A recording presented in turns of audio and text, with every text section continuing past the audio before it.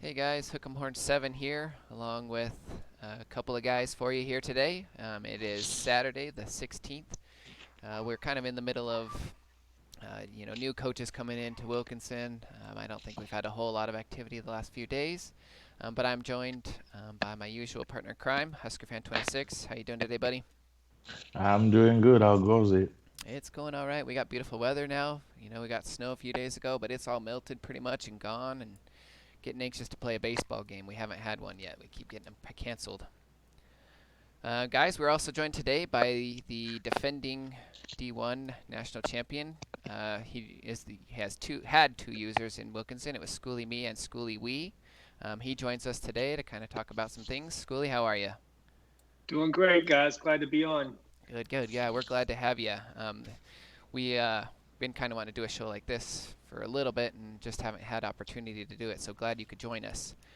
So to give you guys all a rundown of what we're going to kind of do, a lot of this is going to be, driven by Schoolie. We're going to kind of talk about his run last season through both the regular season, some tough games he had, talk about his national championship game itself, his approach, things against his opponent who was Florida State that might have made him nervous or things that he was concerned about going into that game.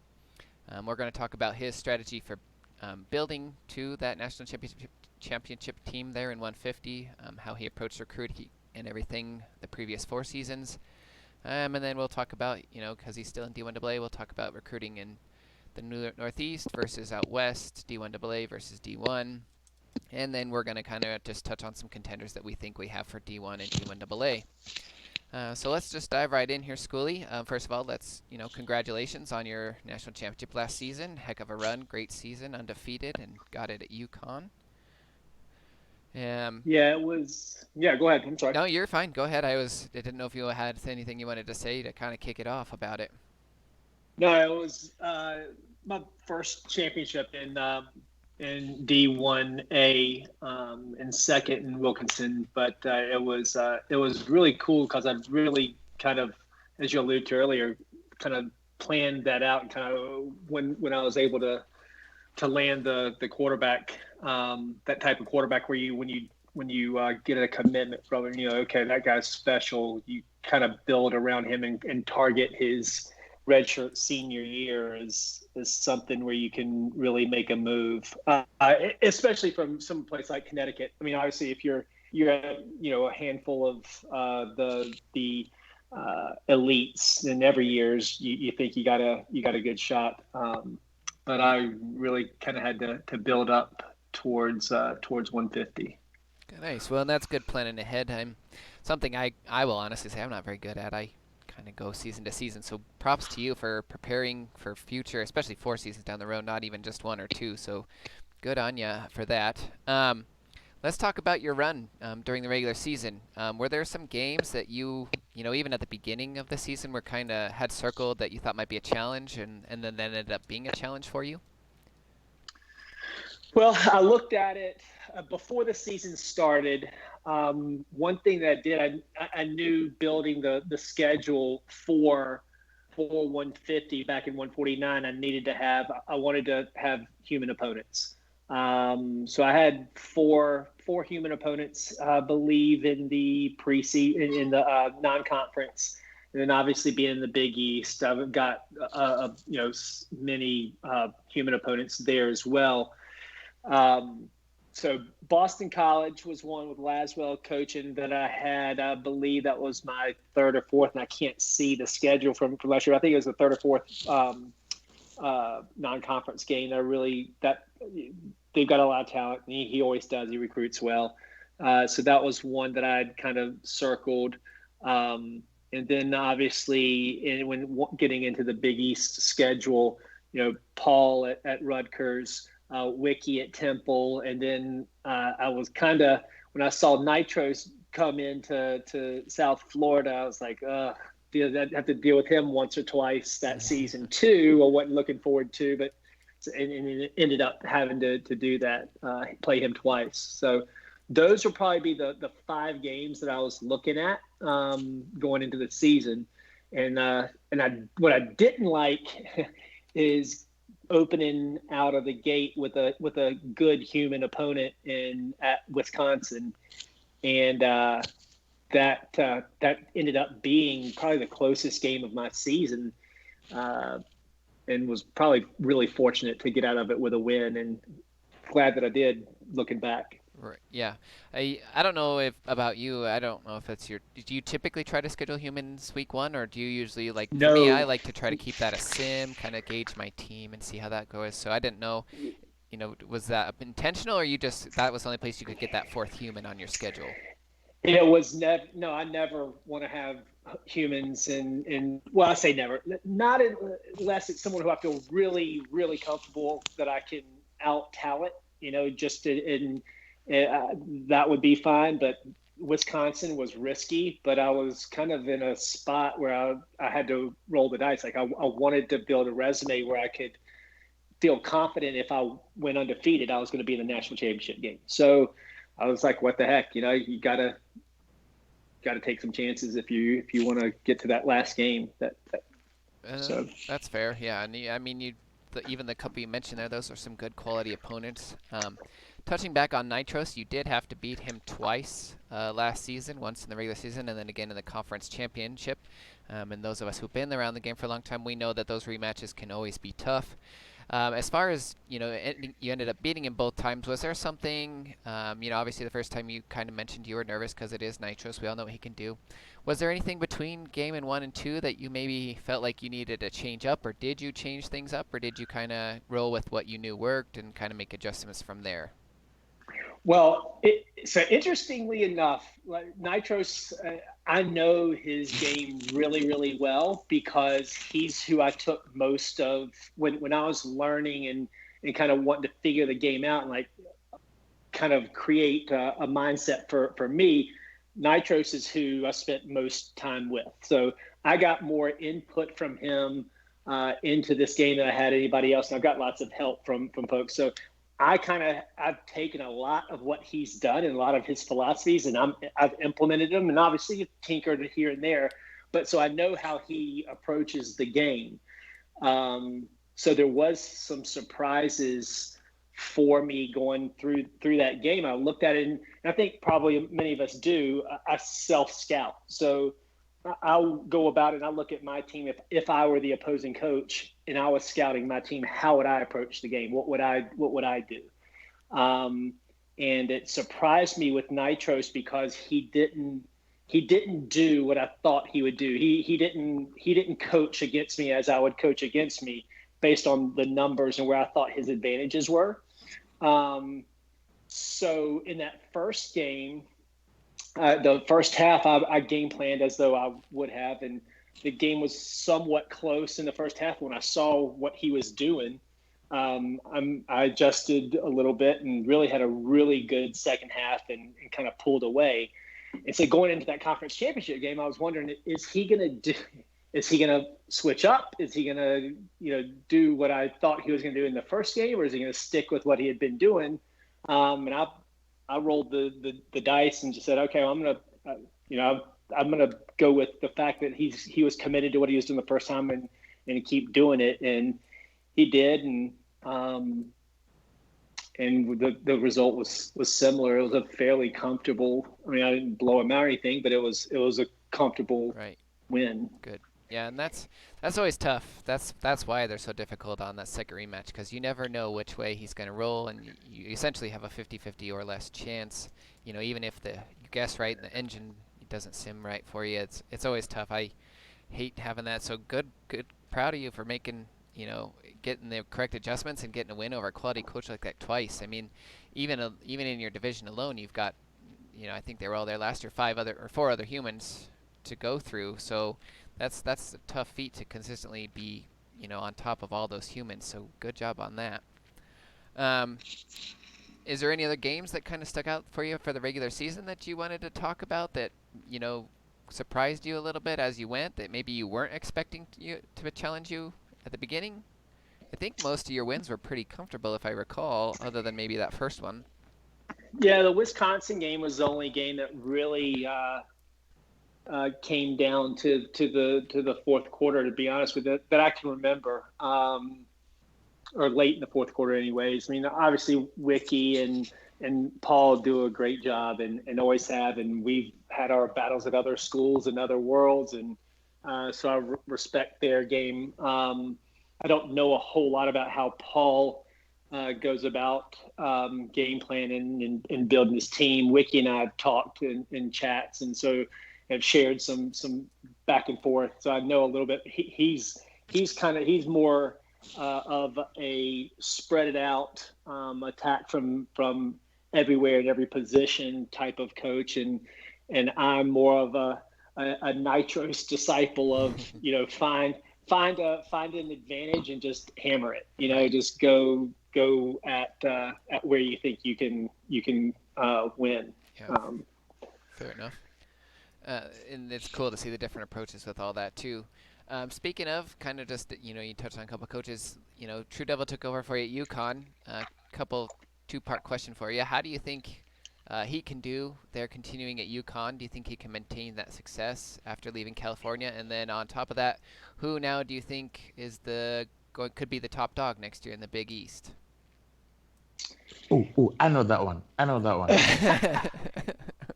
All right, go ahead, chime in. Let me give you a little bit. I'll give you a little bit, and then I'll let Husker jump in here on that. I mean, as far as it relates to TD, he'll do great. And look, I didn't build up for 150 and leave a bunch of garbage behind it either. There's good talent there. He's got some good running backs. My running back last year in 150 was a junior. So, and I think he was second or third in the nation in rushing before the bowl game. I don't know where he ended up finishing, but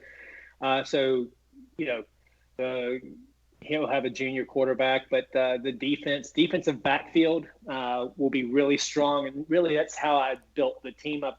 Once I landed the quarterback, really built it around the defensive backs, and he'll have a strong defensive backfield again in 151, and he'll do fine, and he'll talent wise be right on par with Temple and with Rutgers and South Florida, and I think those are the four teams that will that'll determine the Big East champion. Yeah, okay, fair enough. It does. I briefly kind of looked over as you're talking everything, and I do agree. I think you left pretty good talent there and everywhere and everything he can work with, so should be able to continue the success there. Husker fan, what did you have to add? Oh, I was going to say the Big East is either going to be Paul or Nitros. No disrespect, TD, but as you very well know, when someone says no disrespect, they mean the utmost disrespect. So this first season, I'm not expecting much from TD, but after that, I expect him to deliver and live up to his potential. The bar for TD in my book is way, way high. Yeah, well, you're taking over the defending national champion. Your bar is going to be pretty high regardless. Oh yeah. Well, I'm gonna pick TD to win the conference. Oh, all right. So okay. I think he'll come in and take it right where it was left off and do great. All right, we got a true Devil pick. We'll see. I agree with you. I think it's probably one of those four. Syracuse looks like they're still kind of getting their footing. Phil Fulmer, I think it's only his second, maybe third year at Pittsburgh. Let's see, second. So yeah, he's still working on a rebuild there. So they still got a ways to go to compete with the other four. Let's talk about your national championship game now, Schoolie, and kind of get your thoughts on and things on that. Husker fan. Yes. So sometimes you take a look at a team and going back to kind of the way I game plan, and the way I game plan, as I spoke before, is of Nitros' mindset of, okay, you examine the opponent and you look at your team and like where you've got the biggest advantage is where you go after. And sometimes that's not your strength, your absolute strength, right? You may have a bigger advantage at your second option than you do at your first, just because the team you're playing, the players that are going to go up against your best option, theirs are really good at that position. And sometimes I've done that and I've lost out because I didn't go with my best players. I didn't put the ball in my best players' hands. And in the championship game, we had got there. I looked at it, and fortunately, my strengths were Florida State's, I wouldn't say weaknesses, but not their strengths. So I matched up well against them because my strength was a redshirt senior quarterback who was probably second in rating to Blitz's quarterback at Oklahoma. The stats wouldn't show that, but I've been so balanced approach that I don't line up and throw the ball 80% of the time. I'm going to try to be around 50-50. But my quarterback and I have had two really solid wide receivers.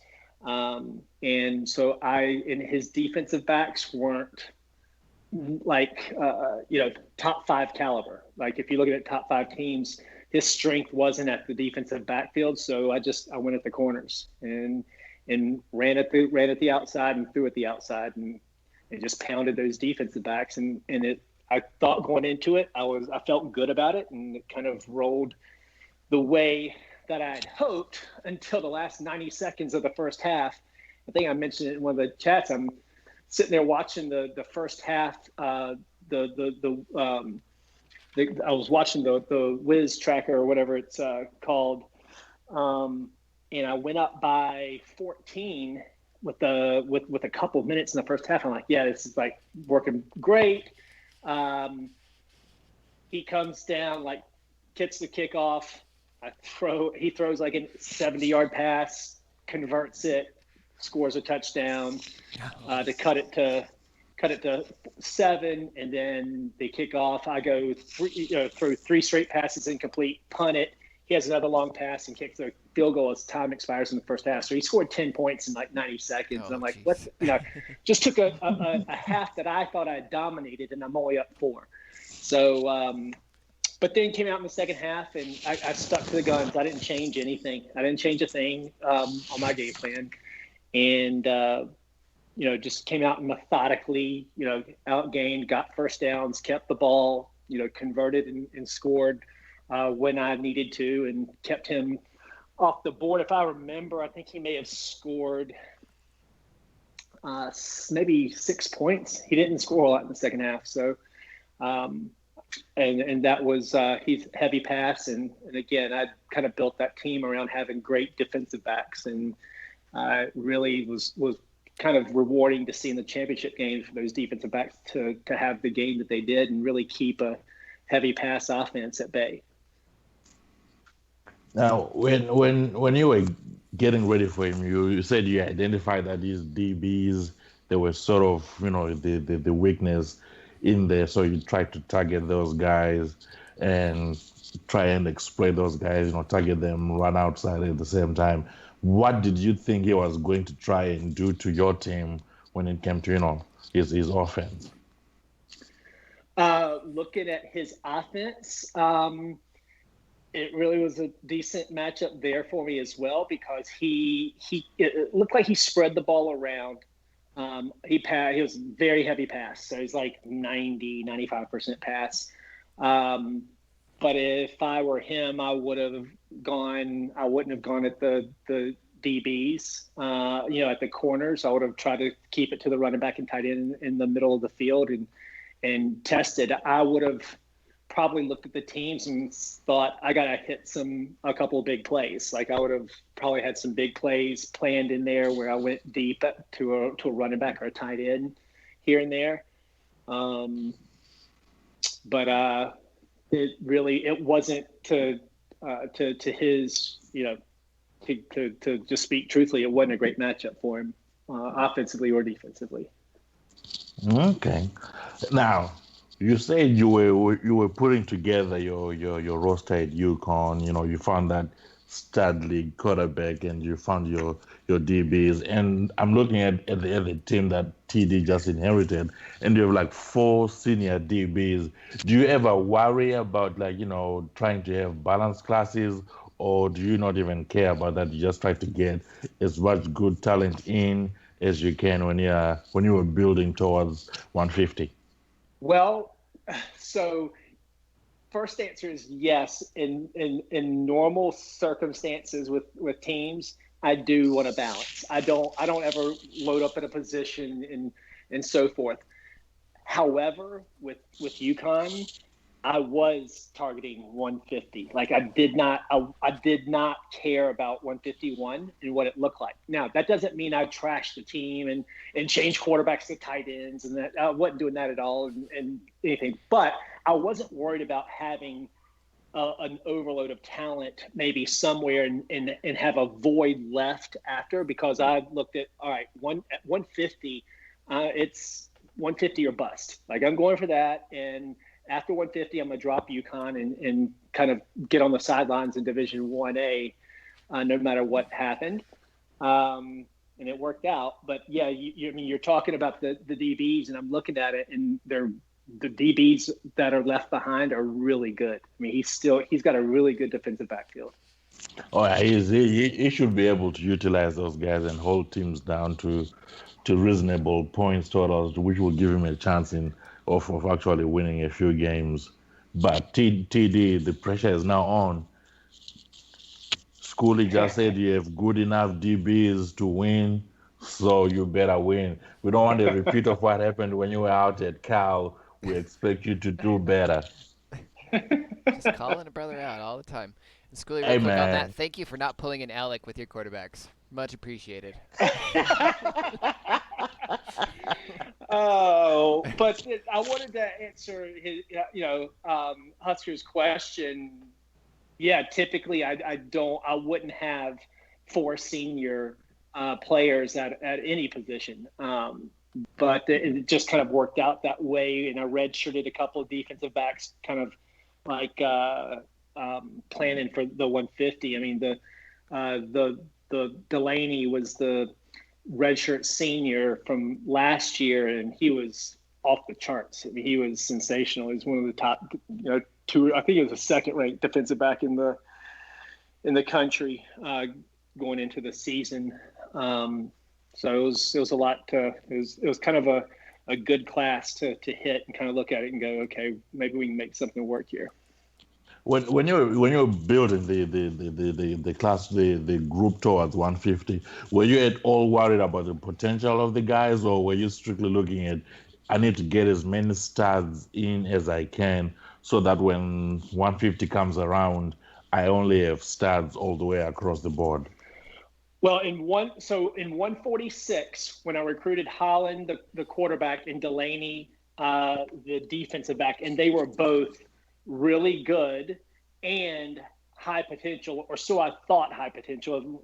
Turned out that Holland wasn't high potential, but it was, I think he ended up being average. But sure, based on the notes, I thought he was. But so I had those 2 guys, and then I always am going to redshirt a running back who, whatever running back I get, he's going to be redshirted, which I did as well.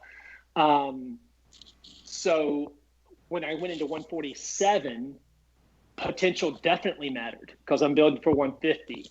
And I needed really to have a strong recruiting class there, knowing that those are going to be the seniors, and add the studs of Delaney and Holland to those guys.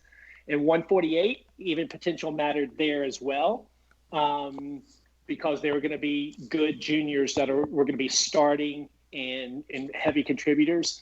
But 140, 149 and 150 potential, I wasn't looking at it. It didn't matter, because again, 150 was the goal. That's what I was building towards. It really didn't matter.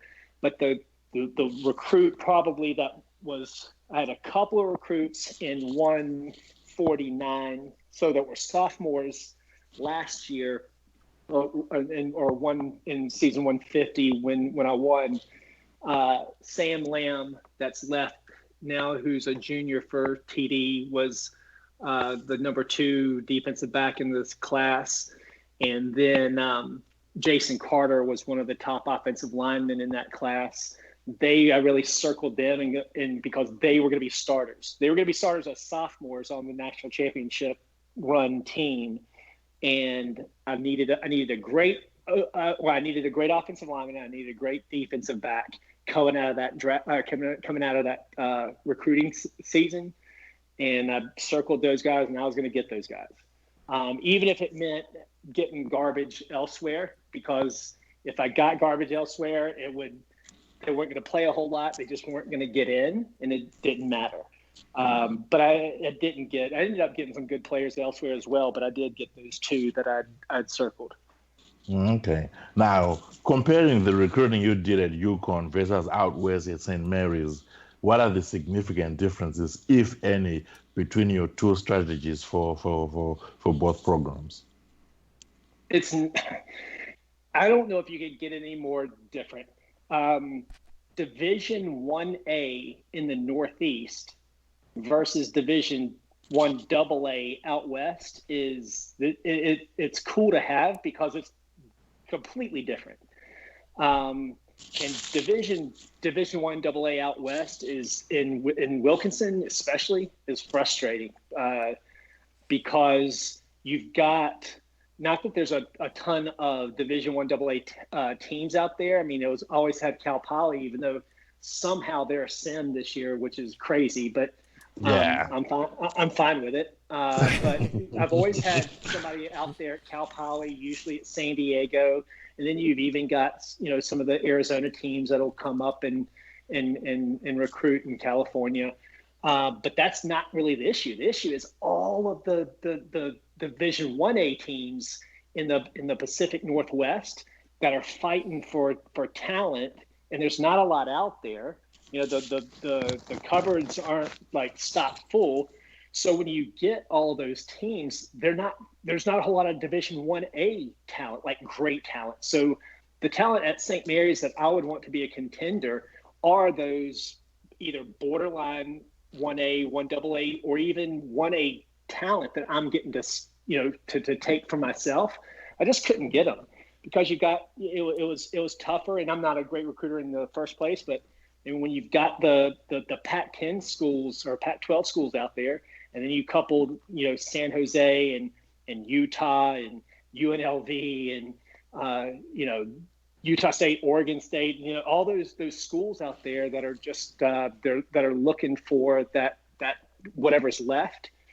I mean, it was tough because, and it still is tough because you can never be comfortable with anything, because you can wake up one morning and you could have had 10 guys green and 3 of them are going to be yellow because somebody else got stolen from San Jose State and they decided they wanted your top end linebacker. So that's out west. In the Northeast at Division 1, at least I know who my competitors are. I know who my opponents are for the recruits when I start, and it doesn't change. And so that was always Boston College and Rutgers and Temple to a lesser extent, Penn State to a lesser extent, Syracuse to a lesser extent. It really, Rutgers and Boston College were formidable to say the least. So they're much more aggressive in the Northeast at Division 1 than I could be out west with Division 1AA. 1AA out west, I've got to kind of sit back and not spend wastefully money that I'm not going to be able to get back when they get taken by a Division 1 team. And do you worry about potential out west with St. Mary's, or are you again just hoping and waiting to see what stars fall through from the San Diegos of the world and see what you can pull up, or do you scour the country and look for talent that is falling through the cracks?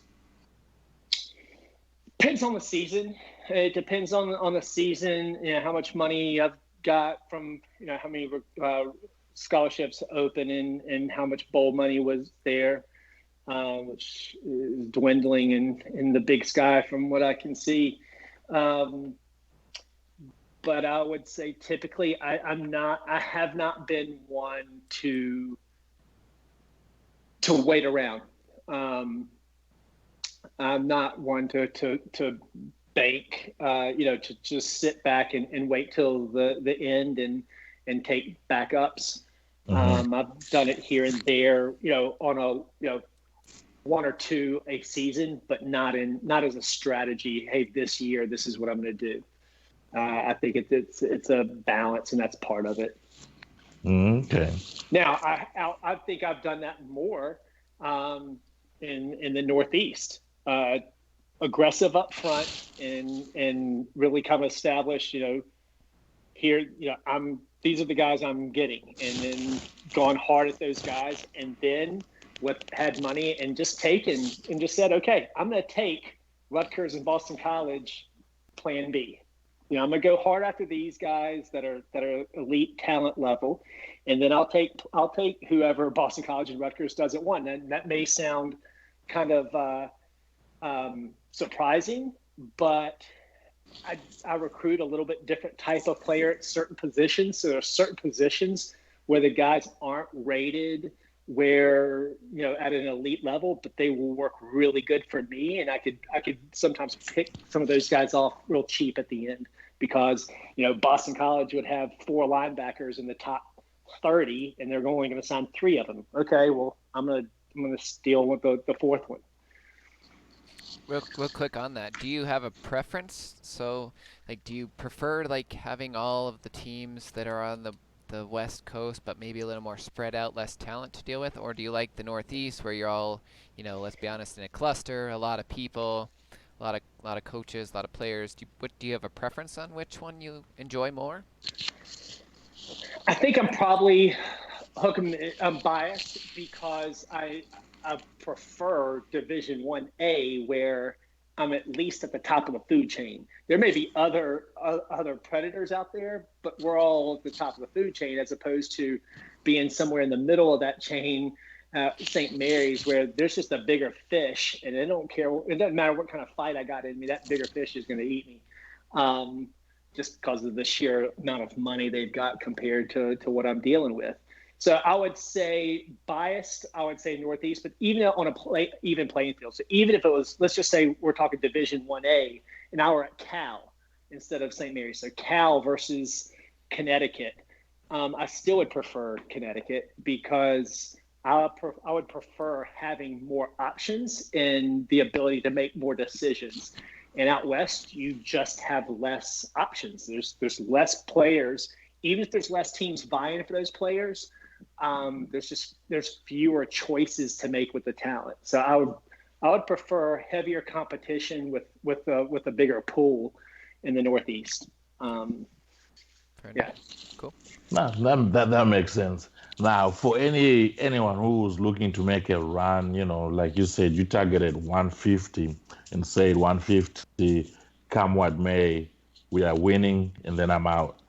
Any advice on how to do the same? Because I've been working on my unbuild of Tennessee for the last few seasons, and I think I'm doing quite a good job.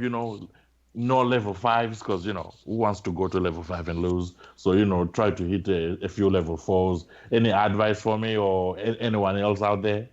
Yeah, I've got advice for you. I would dispense with the unbuilt at Tennessee and leave so I could take it over in next season.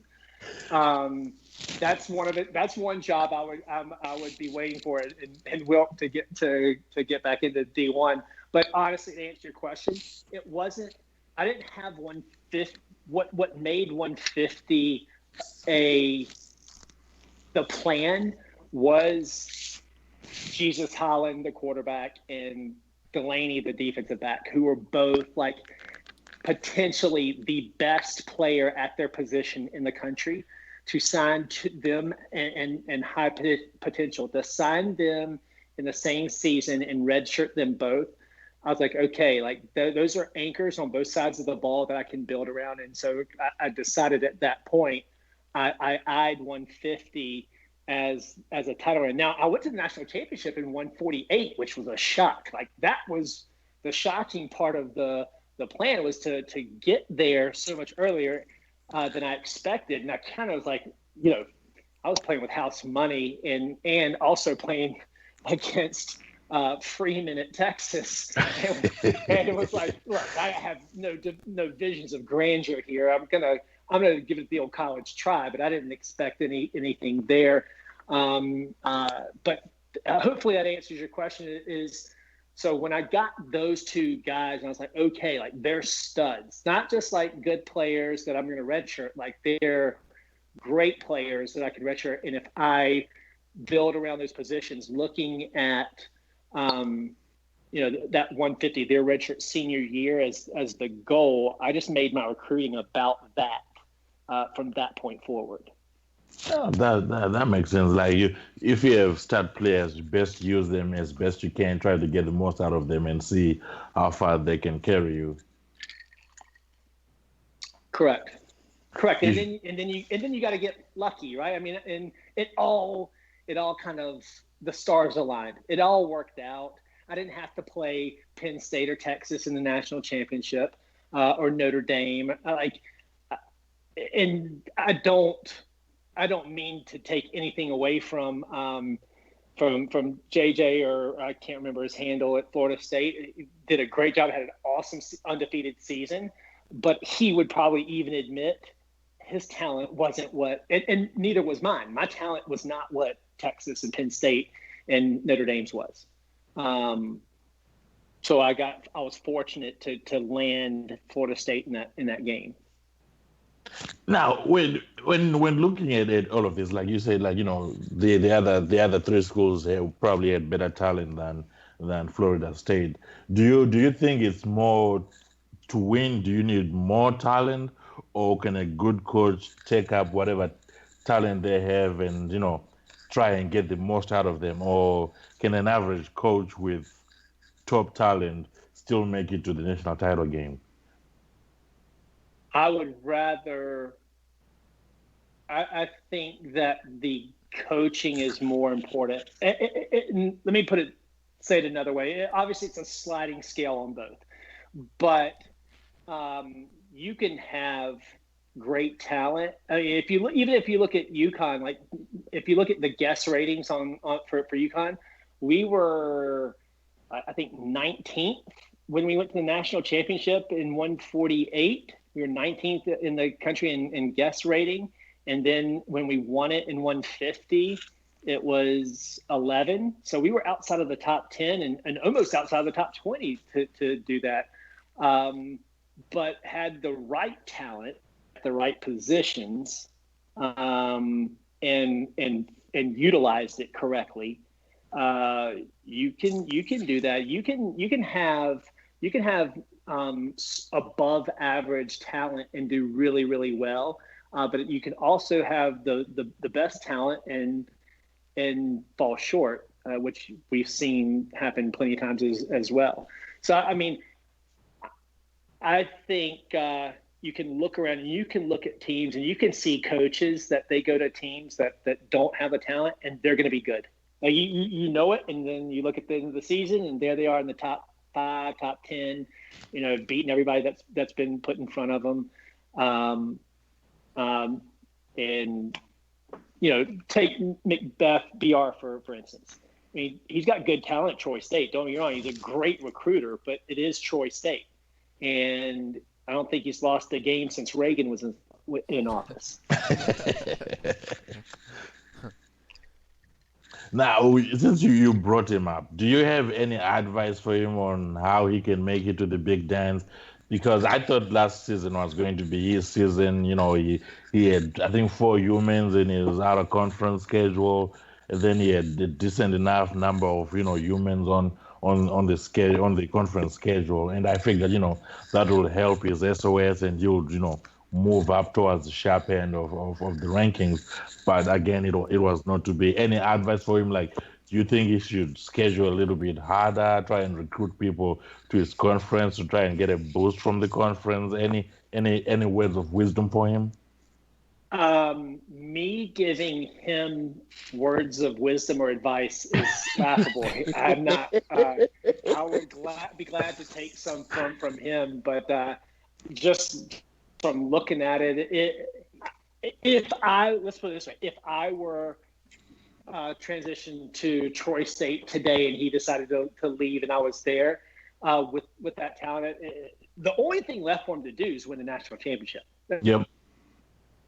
He's dominated the conference. He goes undefeated. That's all that's left. So I would roll the dice, and I would try to. What's difficult is you can try to schedule whoever you want to, but they've got to accept. Like they've got to accept to play you. And Yep. who are the major 5 conferences that want to play Troy State? They don't want to play Troy State because their strength of schedule is not getting help because they're playing a really good team in a sucky conference. So their strength of schedule isn't getting the bump that it should. So the risk for those other conferences, the risk is high. The reward doesn't match the risk that they're taking. So that kind of matches up with real life scheduling. You don't want to play those mid-major conferences, the best teams in them, especially away, because they can certainly beat you. And if you beat them, you're supposed to. You really don't get the lift that you should based on the talent of the team you're playing. So if I were there, I'd roll the dice and I would try to schedule the best non-elites that I would schedule 5 humans in non-conference and the best non-elites that I could, and then maybe even an elite or 2 that I thought I could handle. But that I thought that I could, I had a fighter's chance with. Maybe 1. If I could get 5 humans and one of them be elite, I would do that. That sounds fair. That makes sense. Like I thought you should try and get the elites who are always, perennial contenders. Try and get a few of those on the schedule in the hope that he is able to win the game and then knock them out of the running by giving them a loss. But I see what you're saying. It totally makes sense. But it wouldn't be Penn State, Texas, USC, Notre Dame. If I were him, I would want to schedule you, Husker. Nope. Nope. I'm not taking. Be sure that. to recruit all the guys out of Tennessee too, right? I always see him on guys in Tennessee, and I say it every time. Please stay out of Tennessee. They are already spoken for, and yet he shows up year in, year out. You guys talking about him like the way he is, I think it's kind of what Central Florida is running into in real life as well. I think that they're not maybe going after, the Alabamas and the Clemsons of the world, but they tried to get, I think it was, I want to say maybe like Florida or something on the schedule, and no one wants to play him because you run that risk of getting upset by a mid-major, and in real life, obviously, there's a pretty chunk of money that's in jeopardy. There's nothing for Florida to gain by playing UCF. 0. Right. That's how they see it. Plenty to lose. There's plenty to lose and nothing to gain. So I get it. Yep. It'd be great to see them play. Like from a fan standpoint, you want to see it, but if I'm the AD at Florida and the football coach of Florida, I'm like, no way. Yep. Yeah, and I think that's what they're running into. Real quick before we shift gears on this, I do have one last question for you, Schoolie. I don't know if you've said it in Slack or posted it on the board or I missed it at all, but you've already dropped your D1. I know that's kind of to preserve that resume for an elite, but you said that this is also probably your last season at St. Mary's. Are you dropping Wilkinson World as a whole, and if so, why? No. And I don't know if it'll be, the plan was for it to be my last season at St. Mary's, just to do something different because I've been there for 16 seasons. And no, look, if it were my choice, I would have a team in well, let's put it this way. Ideally, I'd have a team in 1A and 1AA in Wilkinson every season. But to your, what you're saying about Connecticut, in 3 seasons to have 2 conference championships, go to 2 national championship games and win 1, I wasn't going to get the resume for an elite any better than that. And so I wanted to pull out and wait till something came open that I wanted and have a good shot at it. Not a guarantee, but have the best shot that I was going to have from Connecticut. So that's what that's about. It has nothing to do with not wanting to be in Wilkinson 1A, but in at St. Mary's, the plan was that just because I was kind of like getting bored with St. Mary's and wanted to do something different. And that still may be the case. There's 2 things that I've looked at over the last week or so that could change that. the fact that Cal Poly went sim, I want to see what recruiting looks like this year. It could be decent. We'll see what if my thoughts on recruiting from St. Mary's is any different with a sim at Cal Poly, which we hadn't had. The other thing is I look at the team and I think St. Mary's will be good this year, like good enough to contend for the conference championship and to make a decent run into the playoffs, but we're not good enough to win. But I think next year, I think we could be good enough to win. I look at the talent. I'm really junior heavy and talented junior heavy at St. Mary's this season. So may be strong enough to keep me there another year to see if I can win another championship there. Okay, fair enough. I just wasn't sure. Didn't know if I had missed it or what was going on. I kind of posted in Slack too. I was debating CSU with my JAG account, and JAG account has ties to Big Sky. That's where I kind of had my roots with that account. And I did look at Cal Poly. I even looked at Texas State. What deterred me from Texas State was I play Indiana State there, and it's I think actually within the 1,000 miles. And then Cal Poly, I just with the WAC being full, I didn't want to jump in there and do all that. And if when I move from St. Mary's, it'll be to a sim. It'll be to a sim, probably somewhere around where I live. To have a familiarity with the area in North Carolina, and that's what I would do when I left there. Gotcha. Fair enough. Yeah, speaking of your St. Mary's roster, I kind of took a quick glance at it. It looked pretty good. I like your running back core. Everywhere it looks pretty solid. I didn't see any real depth issues, except for the only one I did have concerns about a little bit with your team was your quarterbacks. I think you have your starter is pretty solid, but I worry about the sophomore a little bit, and then you've got nobody else. So that was my only concern with your team. You're good everywhere else, but as quarterbacks, what's your plan there? So the sophomore is a sim. I figured probably he's D3 caliber. So right. Well, that's part of the challenge in the West. Like I had a quarterback, the one that I wanted, and had him green, and had put decent amount of money into him to get him green, and then overnight he's gone. And I had already invested. I'd invested there and invested other places and did not I could have gone and gotten I could have gotten a better quarterback obviously than that sophomore, right. But it wasn't going to be worth the money I was going to have to spend and knock sims off to get him. So I was like, fine, I'll just take a sim there and suffer through it. But when it's hard when you're invested to just up and leave too, you know what I mean? Like in the chance that maybe that guy ends up not getting him or whatever, it's hard to just leave that money for nothing. That won't hurt me in this season or next if I were there, but the year after that it would hurt because I'm going to be playing a sophomore quarterback that I pick up this recruiting season. Mm-hmm. Yeah, and I figured he was the same. I just was wondering what kind of quarterbacks is such a big emphasis. What your plan was to kind of recoup that position a little bit. I don't know what that cat's name is, but you will not see him in the box score throwing a pass this season. He's going to have, a 95, and too bad you can't take him off the depth chart entirely, right? He is going to get so many reps at handing the ball off, you will not believe it. Well, good. Let's tie that in here a little bit, kind of get your guys' thoughts. I'll throw my thoughts in there too. I'll go first here.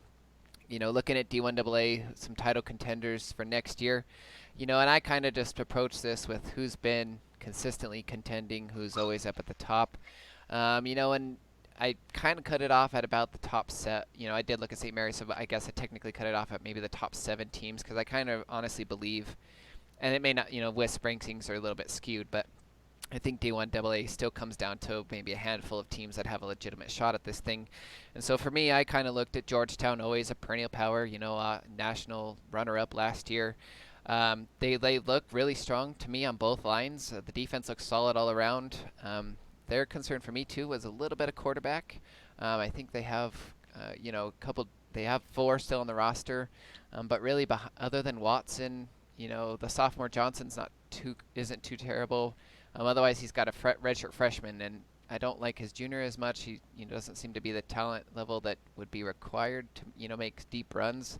So as far as just having one viable quarterback, I'm a little concerned with him there. But otherwise, I think his roster is pretty solid all around.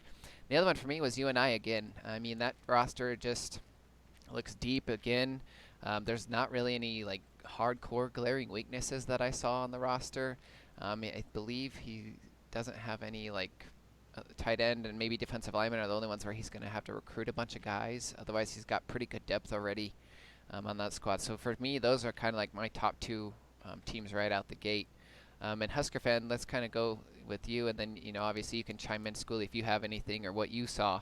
But Husker fan, who are you kind of looking at maybe as D1 AA national contenders coming up in 151? For me, it's going to be the same two teams you mentioned, Georgetown versus Northern Iowa in the final. And mark it on your calendars. I said it here. You heard it here first. From me, I'm calling it. Those two are going to go all the way. In the semifinals, they will come up against Indiana State. And in the quarters, I expect Furman and CJ, they will be there in the hunt. Schoolie, I'm sorry, but it's going to be a tough one for you this season. Second round is as far as I see you going because of that quarterback deficiency. Ooh. You do know he runs the ball pretty well, right? Hey man, It's your call. I'm just throwing it out there. I mean, he could ask me a question. Yeah, you're fair. It's fair. I'm just throwing it out a contradictory statement here. It doesn't matter. I'm always wrong. What do I know? let me prove to everyone how much of an idiot I am. Why are you stopping me? Okay, go ahead. Sorry. I think like second round, unfortunately, because I think that's when things get a little bit more interesting. Second round and going forward, that's where you would expect people with better quarterback depth to actually show up. Because as much I know he runs the ball well, but if the run is stopped, then you will have to throw it, and that becomes problematic. And if he decides not to, he still has to run it, and the run has already been stopped. That's why I'm like, don't get me. Yeah. It'll be close in the second round. It'll be a close game, but I think that will be the end of the road for him, unfortunately.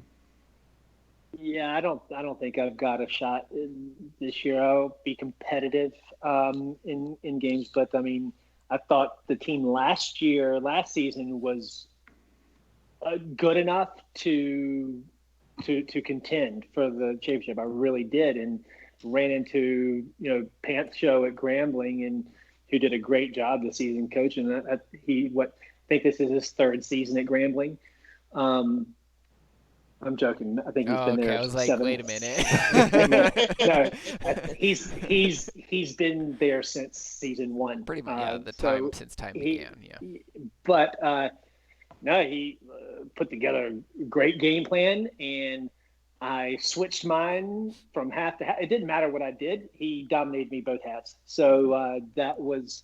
But so going into this season with less talent, I don't expect a whole lot.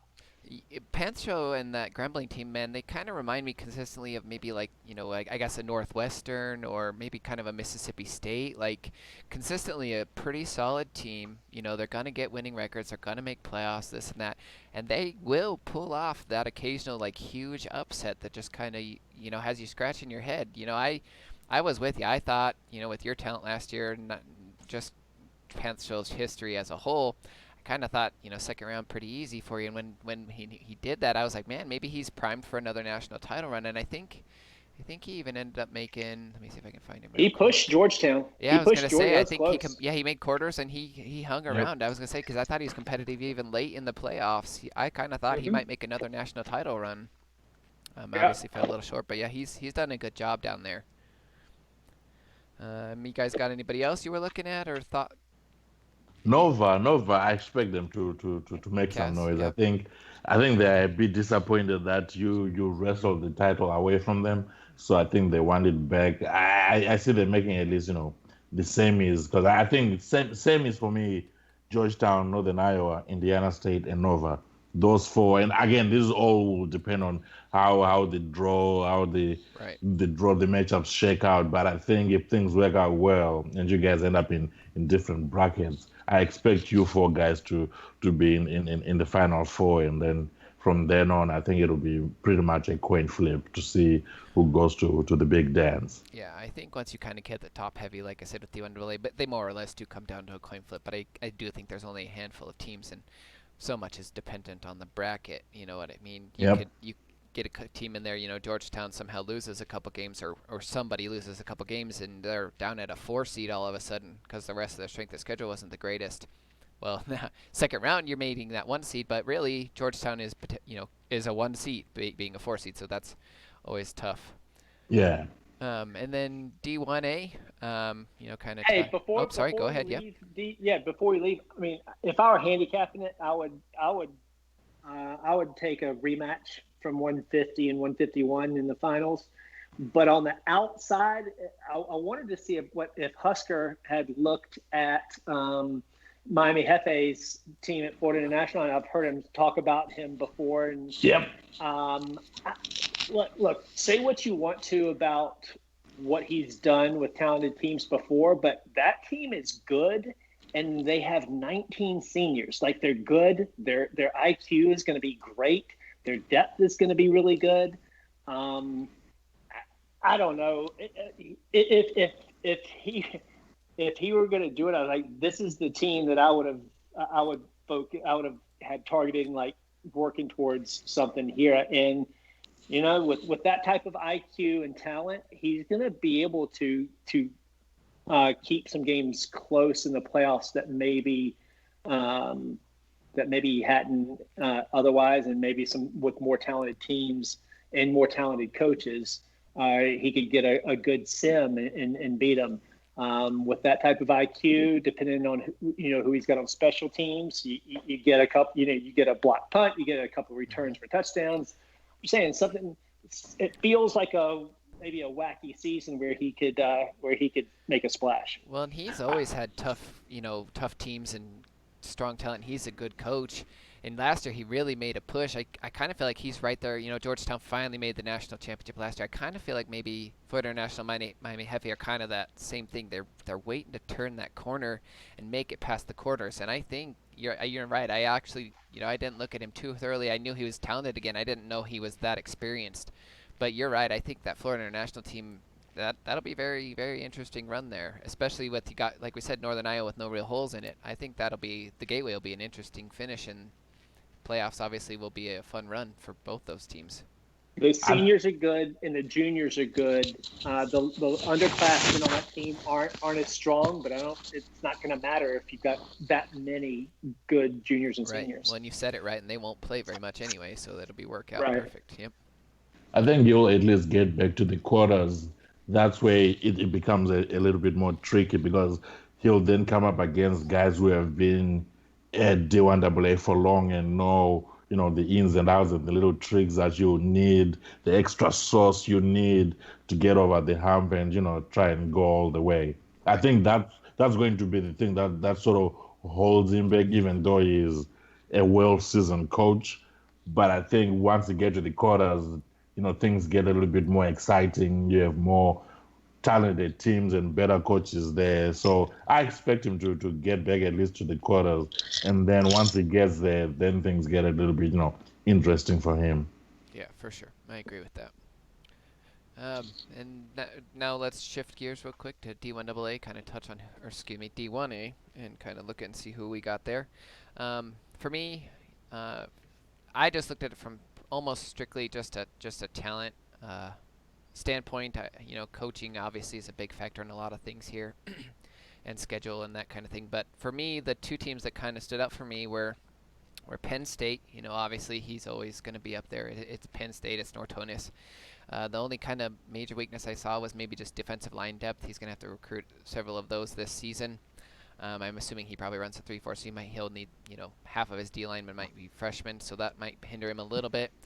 And my other one was USC. I think, Cal, it'll be interesting to see how he does now with another new coach there, and Rory Sear Jr. Cal's kind of been USC's weakness for the most part. I think actually UCLA got him a couple times too in there. But for USC, again, it's his defensive line that I could kind of see just holding him back. But both those teams across the board the rest of the way, to me, I didn't see anything that was glaring or any major issues that I kind of thought might hold them back. It's just going to kind of come down to them being able to keep up with coaching and then control that defensive line a little bit. Husker fan, who'd Yeah, you have? I USC. I sort of like them, but then they play Lions fan in Washington first game of conference play, and that's going to be a tight one for them because I think he lost the conference title to Lions fan this past season. So I expect him to lose that one. That knocks him out of the running for the national title for me. And then Penn State and Otonis, he will be facing Ohio State again, and Roxy is there. And it seems as if Roxy now has his number. So that's going to be a loss. That's going to knock him out of the running in my book. I would have picked Blitz, but then he has to face Jason Freeman. So that knocks him out of the running.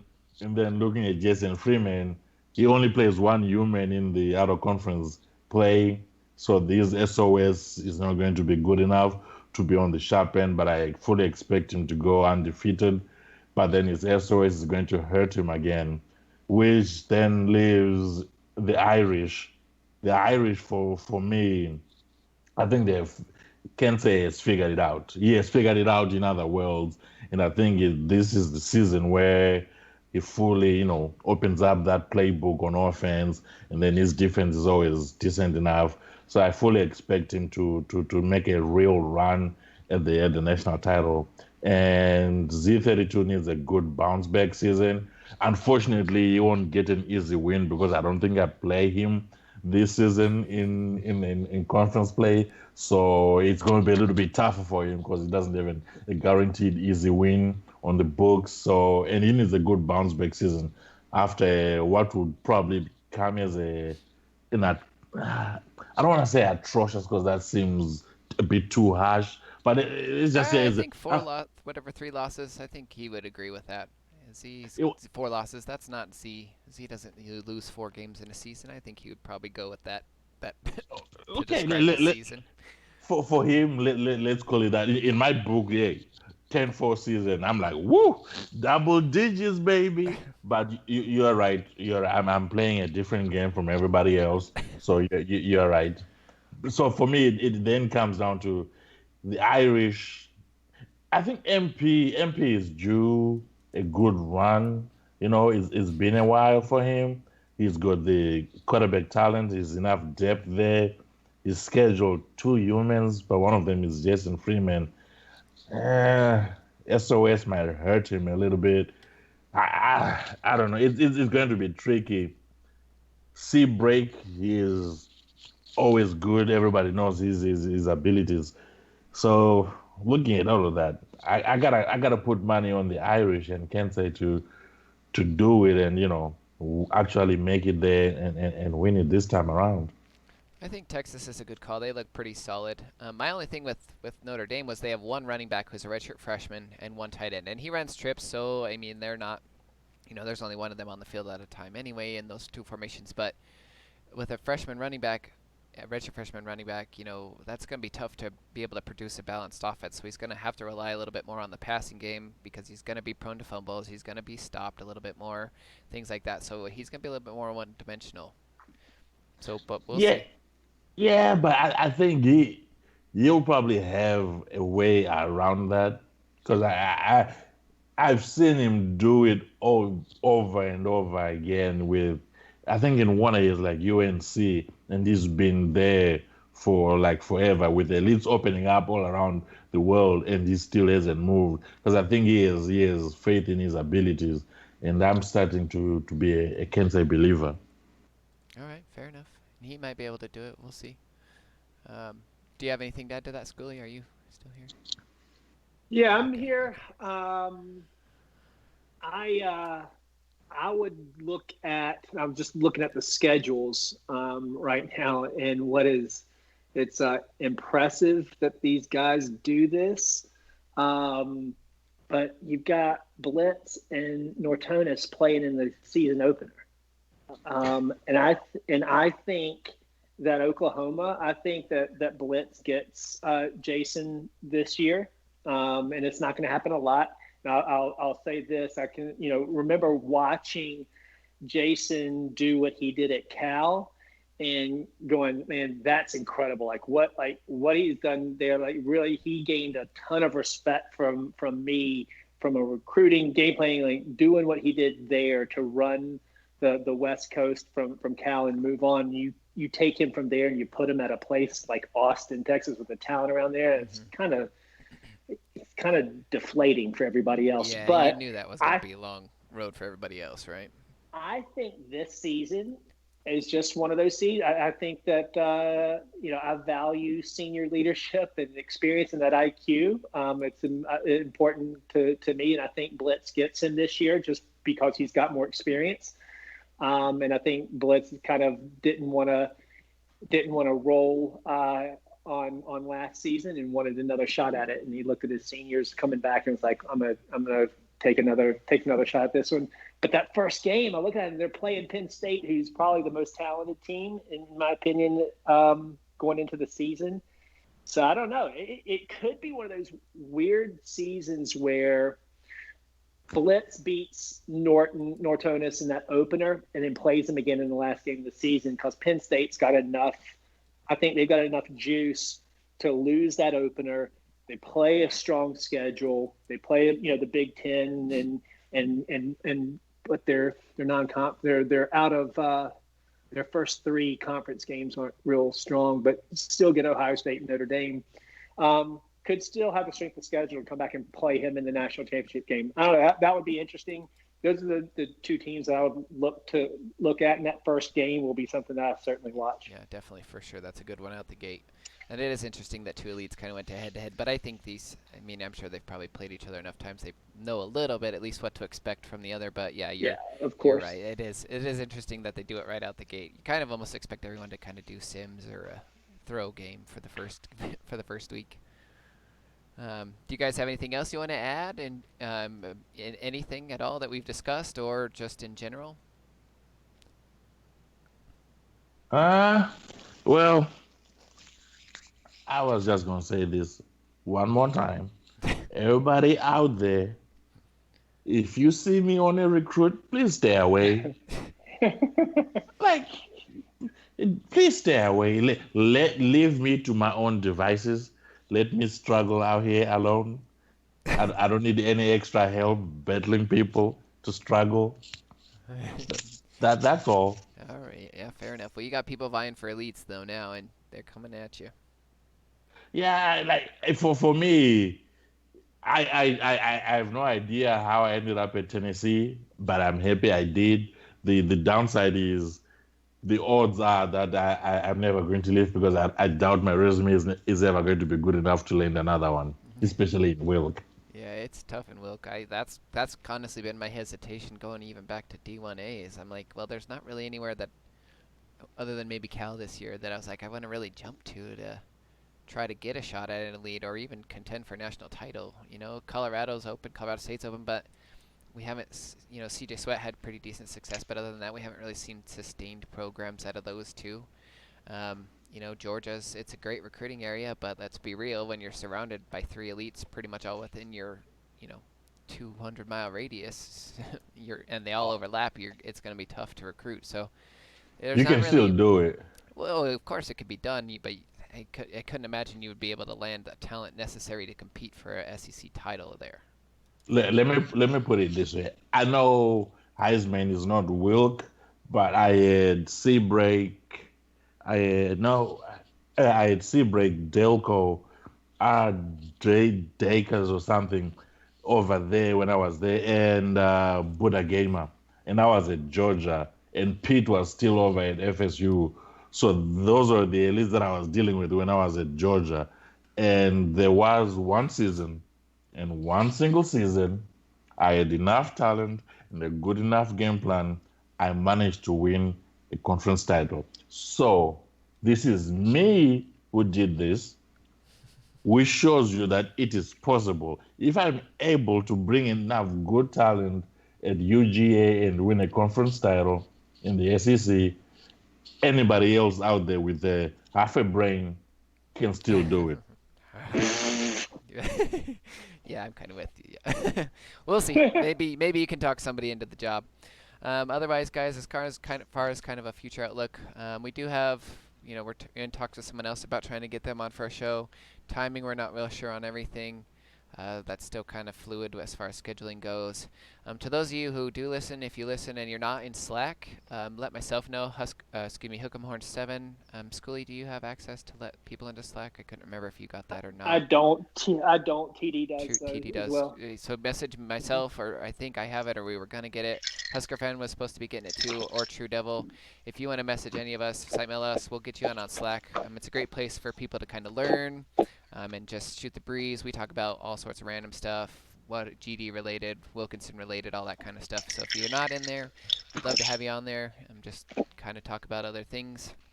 Otherwise, guys, thanks for joining us, and have a great rest of your weekend. And Schoolie, again, congrats on your national title. Thanks for joining us, and also congrats on Coach of the Year. Oh, I appreciate it.